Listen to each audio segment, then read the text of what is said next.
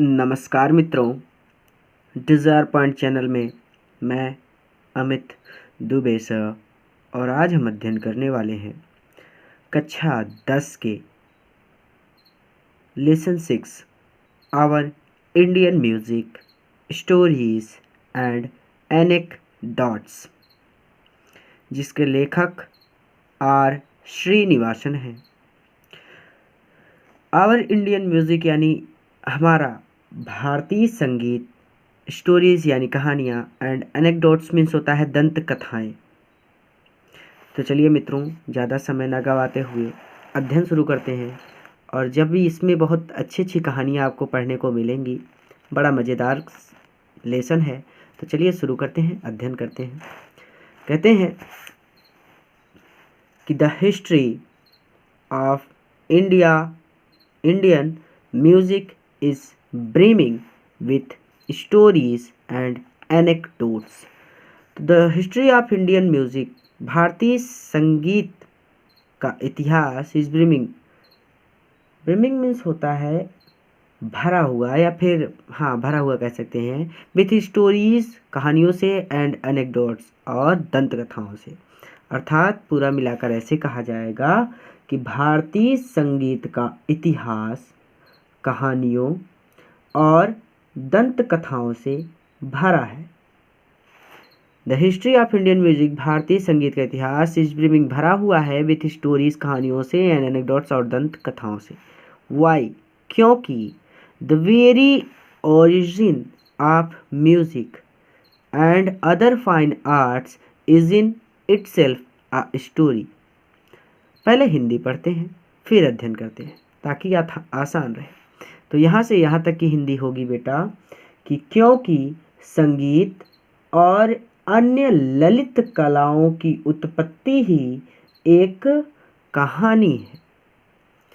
Y? क्योंकि the very origin, उत्पत्ति, of music, संगीत एंड अदर फाइन आर्ट्स, और अन्य ललित कलाओं की उत्पत्ति, इज इन इटसेल्फ, अपने आप में, अ स्टोरी, एक कहानी है। अर्थात क्योंकि संगीत और अन्य ललित कलाओं की उत्पत्ति ही एक कहानी है। द क्रिएटर, निर्माणकर्ता या फिर रचयिता, ब्रह्मा मेड दिस यूनिवर्स, रचयिता ब्रह्मा ने इस ब्रह्मांड को बनाया। मेड मीन्स होता है बनाना। ही क्रिएटेड, उन्होंने बनाया, a variety of wonderfully beautiful and enchanting things. तो फिर से एक बार हिंदी पढ़ लेते हैं ताकि आपको ये मीनिंग क्लियर रहे। तो यहाँ से ही क्रिएटेड से यहाँ तक की हिंदी होगी कि उन्होंने शानदार किस्म की सुंदर और करामाती चीज़ें बनाई। अब देखिएगा, ही क्रिएटेड, उन्होंने बनाई, ए वैरायटी ऑफ वंडरफुली ब्यूटीफुल, यानी वंडरफुल मतलब आश्चर्यजनक, शानदार, ब्यूटीफुल सुंदर, एंड इंचेंटिंग, एक अध्याय पढ़ा होगा आपने, इंचेंटेड पूल, तो चमत्कारी कह सकते हैं या फिर करामाती कह सकते हैं। ठीक है, तो उन्होंने शानदार किस्म की सुंदर और करामाती चीज़ें बनाई। He created the majestic mountain ranges, he created, उन्होंने बनाया, द मैजेस्टिक माउंटेन रेंजेस, यानी उन्होंने राजसी पर्वत श्रृंखलाएं बनाई। राजसी यानी ऊंची ऊंची पर्वत श्रृंखलाएं बनाई।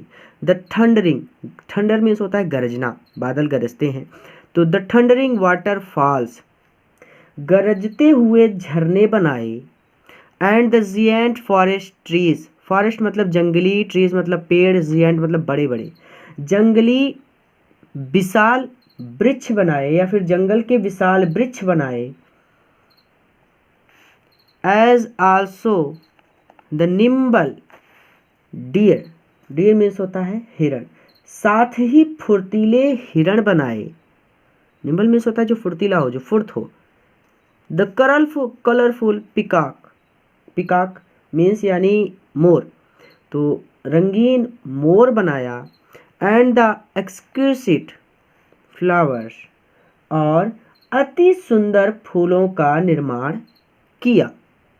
ठीक, तो एक बार फिर से मैं आपके लिए यहाँ से यहाँ तक पढ़ देता हूँ, ध्यान से देखिएगा कि उन्होंने राजसी पर्वत श्रृंखलाएं, गरजते झरने, जंगल के विशाल वृक्ष, साथ ही फुर्तीले हिरण, रंगीन मोर और अति सुंदर फूलों का निर्माण किया।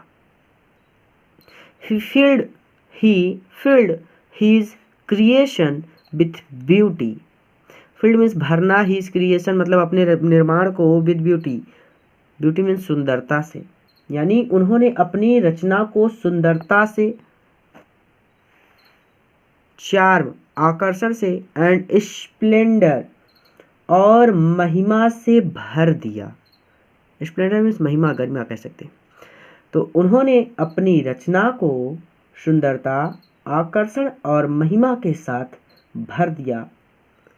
बट ही वॉज सैड, लेकिन वह उदास थे। कौन उदास थे? ब्रह्मा उदास थे। हिज कंसर्ट सरस्वती, उनकी पत्नी सरस्वती, आस्क्ड पूछा, हिम उनसे, उनकी पत्नी सरस्वती ने उनसे पूछा, द रीजन कारण, फॉर हिज सैडनेस, उनकी उदास होने का कारण पूछा, या कह सकते हैं कि उनकी पत्नी सरस्वती ने उनके दुख का कारण पूछा। ब्रह्मा सैड, ब्रह्मा ने कहा, इट इज ट्रू, यह सत्य है, I have created all this wonder, कि मैंने यह सारा आश्चर्य बनाया है, एंड चार्म, और यहाँ चार्म यानी सौंदर्य को, इस आकर्षण और इस सौंदर्य को मैंने बनाया है, एंड शॉवर्ड, और बिखेर दिया है, ब्यूटी, सुंदरता को, एवरीवेयर, और सुंदरता को चारों ओर बिखेर दिया है। अर्थात ब्रह्मा ने कहा कि यह सच है कि मैंने सारा आश्चर्य और आकर्षण बनाया है और हर जगह पर सुंदरता की बारिश की है, यानी चारों तरफ सुंदरता ही सुंदरता है। बट लेकिन व्हाट इज द यूज, इन सब का क्या लाभ है? My children,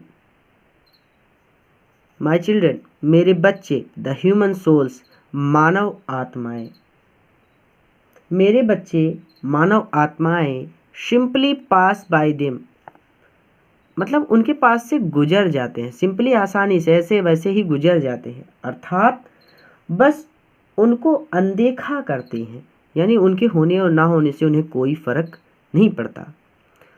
they do not seem to be sensitive to the beauty around, they do not seem, वैसे नहीं प्रतीत होते, टू बी सेंसिटिव यानी वो महसूस नहीं करते, टू द ब्यूटी अराउंड, जो सुंदरता उनके चारों ओर है वह उस सुंदरता को महसूस नहीं करते, यानी वे चारों ओर की सुंदरता के प्रति संवेदनशील नहीं लगते हैं, उन्हें फर्क ही नहीं पड़ता सुंदरता है या नहीं है, यानी उनमें प्रशंसा करने का गुण नहीं है। ऐसा लगता है कि मैंने फालतू में ही ये सारी चीज़ें बनाई हैं। It seems to have been wasted, देखिए आगे कह भी रहे हैं कि it seems to have been wasted, waste मतलब कहते नहीं कि तुम मेरा टाइम वेस्ट कर रहे हो, तो वही चीज़, it seems to have been wasted on them, यानी ऐसा लगता है कि यह उन पर बर्बाद किया गया है, ये जो कुछ भी बना है ऐसा लगता है उन पर बर्बाद किया गया है, कोई मतलब नहीं।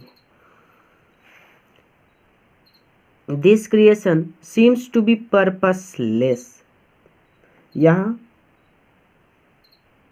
मतलब पर्पसलेस, जिसका कोई उद्देश्य ना हो, यानी ऐसा लगता है कि यह सृष्टि का कोई प्रयोजन नहीं है, यानी इन सब चीज़ों को बनाना ही नहीं चाहिए था, अर्थात इन सब का कोई प्रयोजन नहीं है। तो आगे कहते हैं कि Saraswati understood his feelings and told him, यानी सरस्वती अंडरस्टूड समझ गई, हिज फीलिंग्स उनकी भावनाओं को, एंड टोल्ड हिम और उनसे कहा, यानी सरस्वती उनकी भावनाओं को समझ लिया और उनसे कहा, यानी माता सरस्वती ने उनके भावनाओं को समझ लिया और उनसे कहा, वेल अच्छा, let me do my share, मुझे भी योगदान करने दो, इन दी ग्रेट वर्क, इस महान कार्य में, यानी कि ठीक है मुझे भी इस महान काम में अपना योगदान करने दीजिए।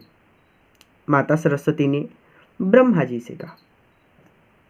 You have created all this beauty and Splendor. You have created, आपने बनाया है, ऑल दिस ब्यूटी, पूरी सुंदरता को, एंड स्प्लेंडर, और इस पूरी महिमा को। अर्थात आपने यह सब सुंदरता और महिमा का निर्माण किया है। I shall create in our children the power to respond. Respond means होता है प्रतिक्रिया करना, यानी मैं अपने बच्चों में जवाब देने की, टू एप्रिसिएट, एप्रिशिएट मीन्स होता है सराहना करना, सराहना करने की, एंड बी अपलिफ्टेड, और अपलिफ्टेड मीन्स होता है कि किसी चीज़ को देखकर उस पर मोहित हो जाना, कह सकते हैं ऐसे, बाय देम, यानी यहाँ से यहाँ तक ऐसा है कि मैं अपने बच्चों में जवाब देने की, सराहना करने की और उनके द्वारा प्रोत्साहित होने की शक्ति पैदा करूंगी, यानी मैं उन्हें यह शक्ति दूंगी। I shall give them music and other arts.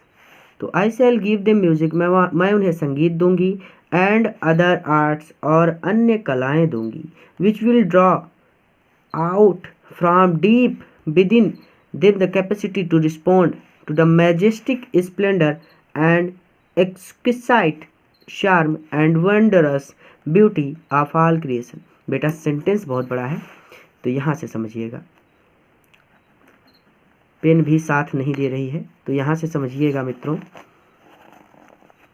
पहले मैं यहाँ से आपको यहाँ तक की हिंदी बता देता हूँ। तो यहाँ तक का हिंदी है कि मैं उन्हें संगीत और अन्य कला दूंगी जो उनके भीतर से राजसी महिमा और अति सुंदर आकर्षण और सभी जीवों के अद्भुत सौंदर्य को प्रतिक्रिया देने की क्षमता देगा। एक एक सेंटेंस समझते हैं।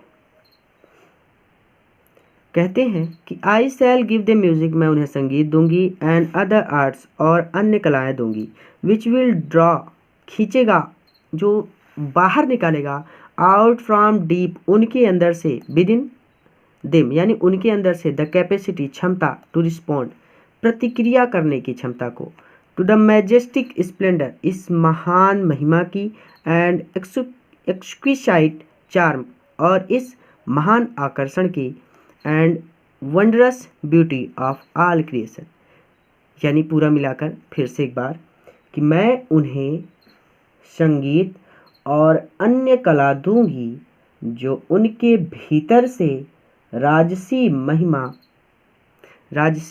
महिमा और अति सुंदर आकर्षण और सभी जीवों के अद्भुत सौंदर्य को प्रतिक्रिया देने की क्षमता देगा। The great muse then gave us music. The great muse यानी उस महान देवी ने, यानी सरस्वती जी ने, देन गेव अस म्यूजिक, तब हमें संगीत दिया, and the other fine arts, और अन्य ललित कलाएं दी। अर्थात सरस्वती ने तब हमें संगीत और दूसरी ललित कलाएं दी।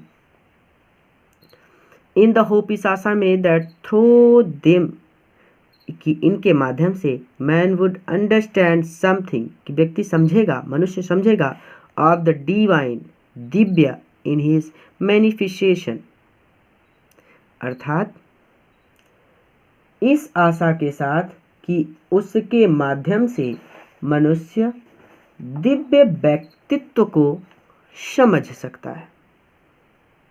ठीक है, कोई डाउट नहीं होना चाहिए। डिवाइन इन हिज मैनिफेस्टेशन का मतलब है दिव्य व्यक्तित्व। ठीक है, अंडरस्टैंड समथिंग, कुछ समझेगा, द मैन, व्यक्ति। ठीक, इस आशा में, इन द होप, यानी फिर से अगर एक बार कहूँ तो इस तरह से कहा गया है कि इस आशा के साथ कि उनके माध्यम से मनुष्य दिव्य व्यक्तित्व को समझ सकता है। अ स्ट्रेंज स्टोरी एक ऊटपटांग सी या फिर कह सकते हैं एक अजीब कहानी है, but it has a great moral. हाँ, लेकिन इसमें एक महान नैतिकता है। यानी कहानी तो अजीब है लेकिन इसमें एक महान नैतिकता है। One of the basic truths, एक सरल सत्य या फिर एक अटल सत्य, ऑन विच जिस पर ऑल इंडियन आर्ट, संपूर्ण भारतीय कला डेवलप्ड विकसित की गई है, इज दैट वह यह है, true art is never made to order, कि ट्रू आर्ट सच्ची कला नेवर मेड कभी उत्पन्न नहीं की जा सकती टू ऑर्डर आदेश से। अर्थात यहाँ से यहाँ तक कहने का मतलब ये है कि एक सरल सत्य जिस पर पूरी भारतीय कला विकसित की गई है यह है कि सच्ची कला को कभी भी आदेश नहीं दिया जाता है। It comes as a result of irresistibly inner urge, irresistible inner अर्ग, अर्थात ये एक ना रोके जा सकने वाली आंतरिक आग्रह के परिणाम स्वरूप आती है। इट कम से आती है एज अ रिजल्ट, परिणाम के रूप में, एंड इनर अर्ग मतलब जिसे रोका नहीं जा सकता, इनर अंदर से, अर्ग। तो पूरा यहाँ से यहाँ तक कहने का मतलब ये है कि ये एक ना रोके जा सकने वाली आंतरिक आग्रह के परिणाम स्वरूप आती है। Way here a song of Tyagaraja, हम त्यागराज के संगीत को सुनते हैं। आगे चलते हैं। एंड और इनथ्राइल्ड, और उत्साहित हो जाते हैं, अर्थात हम त्यागराज के संगीत को सुनते हैं और उत्साहित हो जाते हैं। We see a majestic temple tower and gaze on it with wonder. तो वी सी हम देखते हैं एक मैजेस्टिक टेम्पल, अर्थात हम एक भव्य मंदिर को देखते हैं। यानी टावर मतलब होता है जो उसका सिरा होता है या फिर बुर्ज कह सकते हैं। एंड गेज, गेज मीन्स होता है टकटकी लगाकर देखना, on it it with wonder, और आश्चर्य से उसे घूरते रहते हैं। अर्थात कि हम एक भव्य मंदिर को, मंदिर के बुर्ज को देखते हैं और आश्चर्य के साथ उस पर टकटकी बांधे रहते हैं। We see some of our ancient sculptures and feel thrilled. हम अपनी कुछ प्राचीन मूर्तियों को देखते हैं। एंशियंट मतलब पुरानी, स्कल्पचर्स वही मूर्तियां होती हैं। एंड फील थ्रिल्ड, और रोमांचित महसूस करते हैं। यानी हम अपनी कुछ प्राचीन मूर्तियों को देखते हैं और रोमांचित महसूस करते हैं। थ्रिल्ड मतलब होता है रोमांचित। वाई, क्यों, ऐसा क्यों होता है? Behind all such work of arts, कला के ऐसे सभी कार्यों के पीछे इज अ ग्रेट स्पिरिचुअल अर्ग, एक महान आध्यात्मिक प्रेरणा है। The artist who gave them to us, the artist उन कलाकारों ने, हु गेव देम अस जिन्होंने हमें यह सब दिया है, यानी जिन कलाकारों ने हमें ये दिया है, मूर्तियाँ, मंदिर, टू अस हमें, पॉर्ड उड़ेल दिया है, their devotion into the shape of such exquisite works of art, उन्होंने इसमें अपनी पूरी भक्ति कला, यानी कला के प्रति उनकी जो भक्ति है, इस अति सुंदर कार्यों के आकार में उड़ेल दिया है।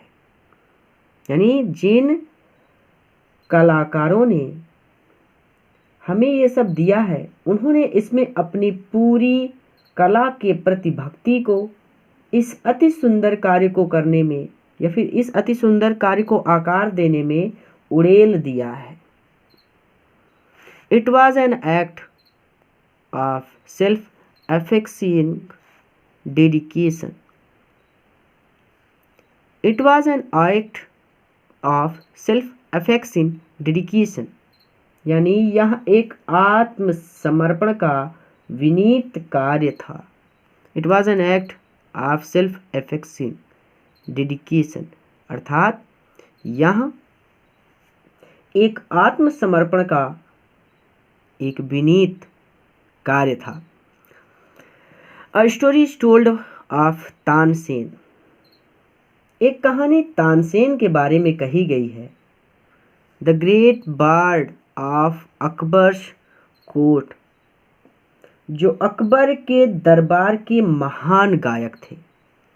विच इलिस्ट्रेट्स दिस पॉइंट विविडली, अर्थात जो इस तर्क को प्रमाणित करता है, यानी जो इस तर्क को सिद्ध करता है। Tansen was a great musician and Akbar was very fond of his music. Tansen was a great musician. Tansen एक महान संगीतकार थे। एंड अकबर, और Akbar was very fond of his music, और अकबर इनके संगीत के बहुत बड़े शौकीन थे। One day, एक दिन, when Tansen was in particularly good form, यानी एक दिन जब तानसेन का गायन अपने अच्छे रूप में था, यानी पूरे मन से गा रहे थे, फॉर्म में थे। Akbar went into ecstasy and asked him. Ecstasy मतलब प्रसन्न हो गए। अकबर उनसे प्रसन्न हो गए। एंड आस्क्ड हिम, और उनसे पूछा। अकबर प्रसन्न हो गए और उनसे पूछा कि व्हाट इज द सीक्रेट, क्या रहस्य है, of this sweet concord of notes, सुरों का, जो ये सुर हैं तुम्हारे मधुर सुर हैं। नोट्स यानी कहने का मतलब ये है कि सुरों की इस सामंजस्यता का क्या रहस्य है, यानी तुम्हारे सुरों में यह जो गुण है जो मुझे दूसरी दुनिया में ले जाता है, इसका रहस्य क्या है। कहाँ पहुंचे थे बेटा? Tansen in particularly good form, the secret of sweet concord of notes which takes me out of this world, जो मुझे इस संसार के बाहर ले जाता है। And transports me to divine regions, और दैवी लोकों का भ्रमण कराता है। अर्थात कहने का मतलब ये है कि अकबर कहते हैं यहाँ से यहाँ तक कि सुरों की इस सामंजस्यता का क्या रहस्य है जो मुझे इस दुनिया से बाहर ले जाता है और ईश्वरीय क्षेत्रों का भ्रमण कराता है।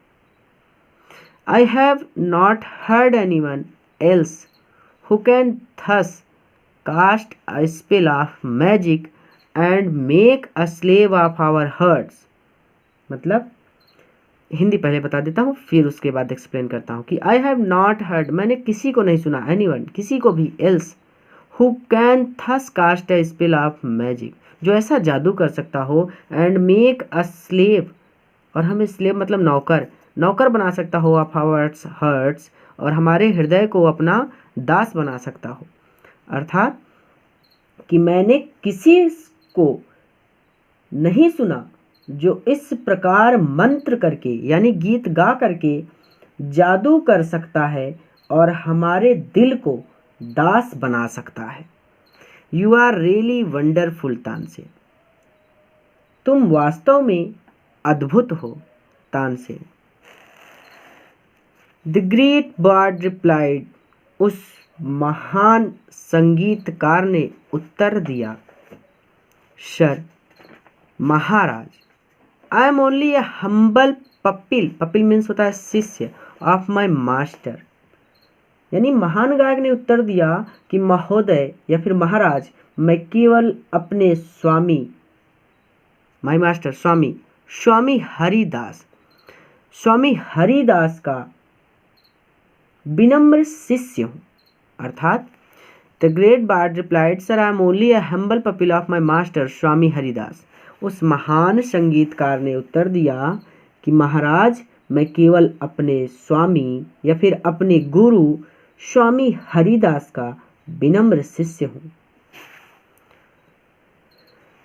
I have not mastered even a fraction, fraction means होता है अंश, of my masters technique grace and charm.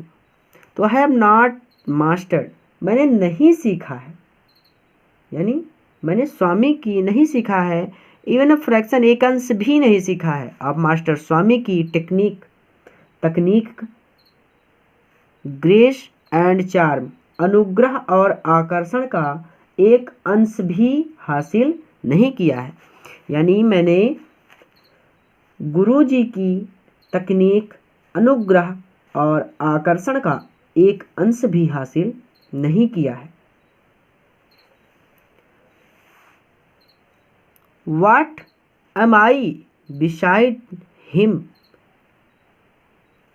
whose music is a rhythmic flow of divine harmony, beauty and charm in sound।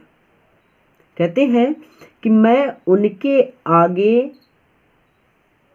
क्या हूँ जिनका संगीत का तारतम्य सुंदर और आकर्षण का लयबद्ध प्रवाह करता है। यानी कहने का मतलब है कि मैं उनके आगे क्या हूँ। What am I beside him, मैं उनके आगे क्या हूँ। Whose music, जिसका संगीत, is a rhythmic flow, जिनके संगीत में एक रिदमिक फ्लो है। रिदम मतलब एक लय है। ऑफ डिवाइन हार्मोनी, एक दिव्य सुंदरता है। ब्यूटी यानी दिव्य सुंदरता है। एंड चार्म और आकर्षण है। इन साउंड, जिनके संगीत में। यानी पूरा ऐसे कहा जाएगा कि मैं उनके आगे क्या हूँ जिनका संगीत लयबद्ध है, सुंदर है और आकर्षण का प्रवाह करता है। व्हाट, क्या। द एम्परर क्राइड, राजा चिल्ला पड़ा। राजा ने चिल्लाकर कहा, इज देयर वन, क्या कोई और है, हु कैन सिंग, जो गा सकता है, बेटर देन यू, तुमसे अच्छा। क्या कोई और है जो तुमसे अच्छा गा सकता है। Is your master such a great expert, क्या तुम्हारे गुरु ऐसा महान विशेषज्ञ हैं, ऐसे महान विशेषज्ञ हैं। I am but a pygmy by master sides, I am but a pygmy, मतलब पिग्मी मतलब तुच्छ होता है। कि तानसेन ने कहा, सैड तानसेन ने कहा कि I am but a pygmy bye my master side, मैं अपने मालिक यानी स्वामी के आगे या फिर गुरु के आगे तुच्छ हूँ, तानसेन ने कहा, said Tansen. Akbar was greatly intrigued, यानी अकबर को काफ़ी असमंजस हुआ। He wanted to hear Haridas, वह हरिदास को सुनना चाहता था। बट लेकिन एम्परर दो ही वाज, वह यद्यपि वह एम्परर था यानी महाराज था, he could not get Hari to his court, वह हरिदास को अपने दरबार में नहीं बुला सका। यानी यहाँ से यहाँ तक कि ये कह रहा है कि अकबर को काफ़ी असमंजस हुआ। वह हरिदास को सुनना चाहते थे लेकिन सम्राट होते हुए भी वो हरिदास को अपनी अदालत या फिर अपने दरबार में नहीं बुला सके। सो इसलिए ही एंड तानसेन, वह और तानसेन वेंट टू हिमालय, हिमालयास गए यानी हिमालय गए। वेयर इन हिज आश्रम, जहाँ अपने आश्रम में ड्वेल्थ द स्वामी रहते थे। अर्थात इसलिए वह और तानसेन हिमालय गए जहाँ आश्रम में स्वामी रहते थे। Tansen had already warned Akbar, Tansen ने पहले ही अकबर को चेतावनी दे दी थी दैट द स्वामी, कि स्वामी वुड सिंग, गाएंगे, ओनली तभी इफ़ ही वांटेड टू, जब वह गाना चाहेंगे। यानी तानसेन ने अकबर को पहले ही चेतावनी दे दी थी कि स्वामी सिर्फ तभी गाएंगे जब वह चाहेंगे। सेवरल डेज, कई दिनों तक दे स्टेड देयर, वे वहाँ पर रुके रहे। एट द आश्रम, आश्रम में। But the Swami did not sing, लेकिन स्वामी ने गाना नहीं गाया। कई दिन तक वे आश्रम में रुके रहे, लेकिन स्वामी ने गाना नहीं गाया। देन एक दिन, वन डे यानी एक दिन, Tansen sang one of songs taught by the Swami. Then तब वन डे, एक दिन, Tansen sang one of the songs, Tansen ने एक गीत गाया। taught by the Swami, स्वामी के द्वारा सिखाए गए संगीतों में से तानसेन ने एक गीत गाया।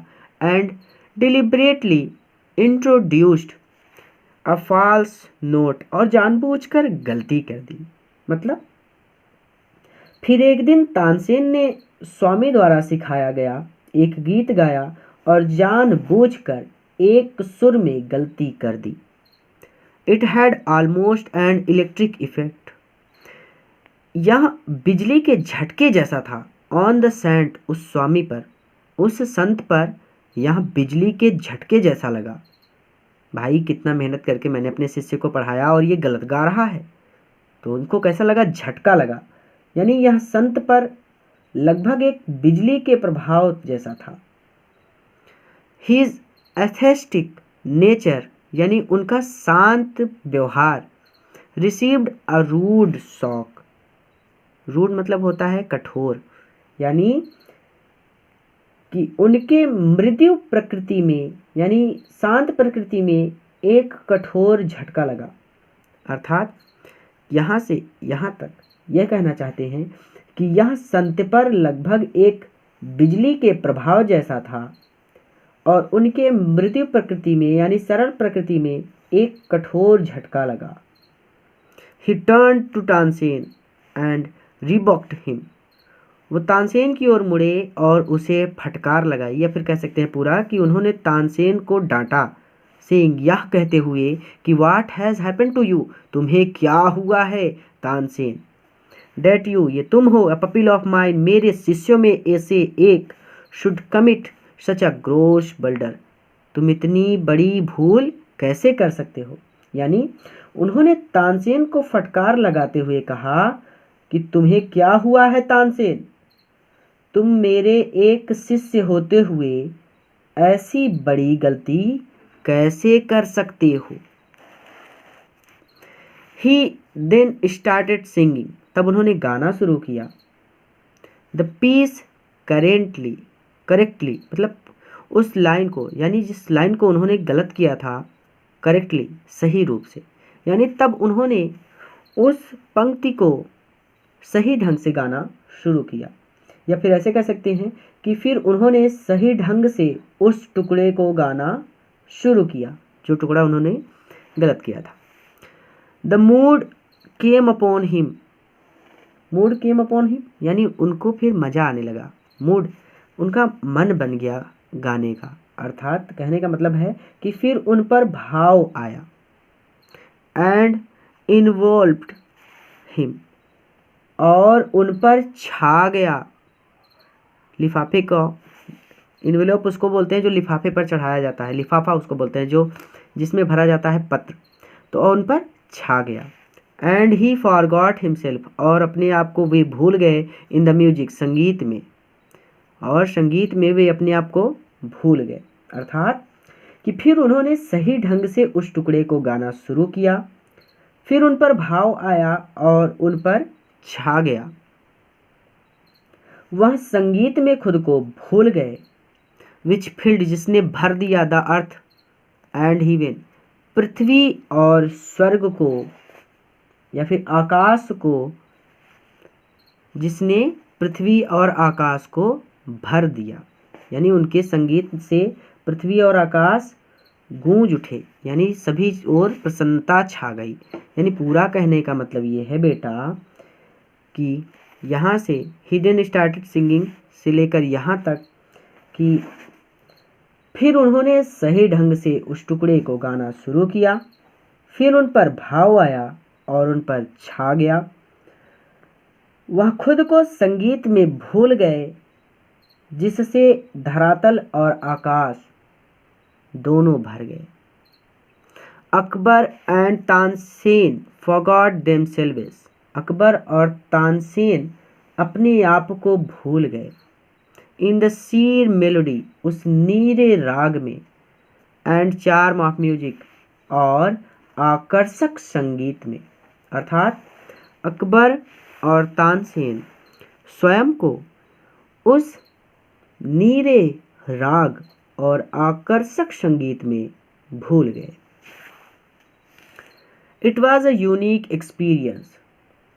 यह एक अनूठा अनुभव था। यूनिक मतलब अनोखा होता है, तो यह एक अनूठा अनुभव था। When the music stopped, जब संगीत समाप्त हुआ, अकबर टर्न टू तानसेन, अकबर तानसेन की ओर गए या तानसेन से बोले, एंड सेड, यानी कहने का मतलब है अकबर तानसेन की ओर मुड़े और कहा, यू से, तुम कहते हो, you learn music from this saint, कि तुमने इस साधु से या फिर इस संत से संगीत सीखा है। एंड एट, और फिर भी, you seem to have missed, ऐसा लगता है कि तुमने छोड़ दिया है, the living charm of it all, इसका संपूर्ण जीवित स्वरूप तुमने छोड़ दिया है। मतलब कि अकबर तानसेन के पास गए और कहा कि तुम कहते हो कि तुमने इस संत से संगीत सीखा है और फिर भी तुम इसके जीवित आकर्षण को भूल गए हो। You say you learn music from this saint, तुम कहते हो कि तुमने इस संत से संगीत सीखा है। And yet you seem have missed, फिर भी ऐसा लगता है कि तुमने छोड़ दिया है। मिस्ड कॉल आती है, मिस कर दिया है। The living charm of it all, इसका जीवित स्वरूप तुमने मिस कर दिया है, छोड़ दिया है। Yours seems to be but chaff beside this soul straining music. वाह, क्या बात कही है कि योर सीम्स, यानी जो तुम्हारा संगीत है, टू बी बट, एकदम तृण मात्र लगता है, एकदम भूसे जैसा लगता है, जैसे उसमें कोई रस ही नहीं है। चैप बिसाइड, सामने, दिस सोल स्ट्रिंग म्यूजिक, इस आत्मा को प्रसन्न करने वाले संगीत के आगे तुम्हारा संगीत तो तुच्छ लगता है। अर्थात कि इनके आत्मा को हिला देने वाले संगीत के आगे तुम्हारा संगीत फुस की तरह लगता है, यानी तुच्छ है, कोई रस ही नहीं है। इट इज ट्रू सर, महाराज यह सत्य है। सैड तानसेन, तानसेन ने कहा। It is true that my music is wooden, यह सत्य है कि माई म्यूजिक, मेरा संगीत, इज वुडन, वुडन यानी लकड़ी जैसा है, एंड लाइफलेस, और जीवन से रहित है। By the side of the living harmony and melody of the master, यानी मास्टर के संगीत के आगे मेरा संगीत तुच्छ है, यानी लकड़ी जैसा है। यानी पूरा मिलाकर यहाँ से यहाँ तक मैं एक बार समझा देता हूँ, फिर बताता हूँ ताकि एक्सप्लेन करने में आसानी हो।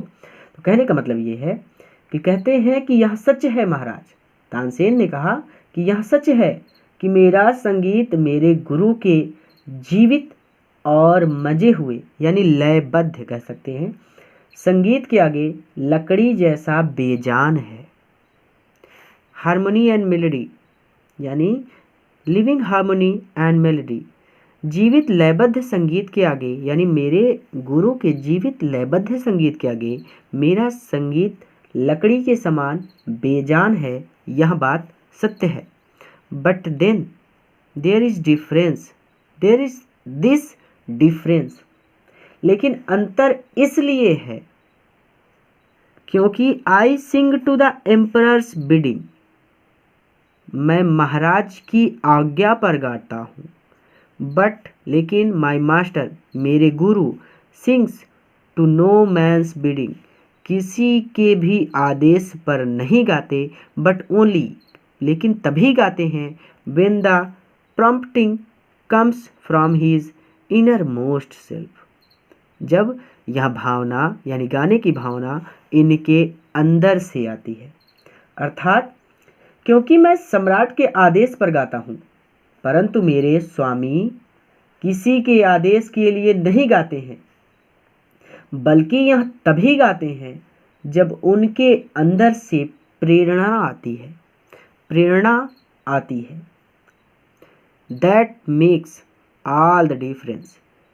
इसी कारण यह सारा फर्क है। तो मित्रों, यहीं पर वीडियो समाप्त होती है। आशा है पसंद आया होगा। थोड़ी तबीयत खराब थी, फिर भी मैंने समझाने का प्रयास किया है। आशा है आप लोगों को समझ में आया होगा। अगर वीडियो अच्छा लगा हो तो मित्रों के साथ शेयर कीजिएगा, चैनल को सब्सक्राइब कीजिएगा और कमेंट करके हमें ज़रूर बताइएगा, ताकि हम और ज़्यादा वीडियोस को इम्प्रूव कर सकें।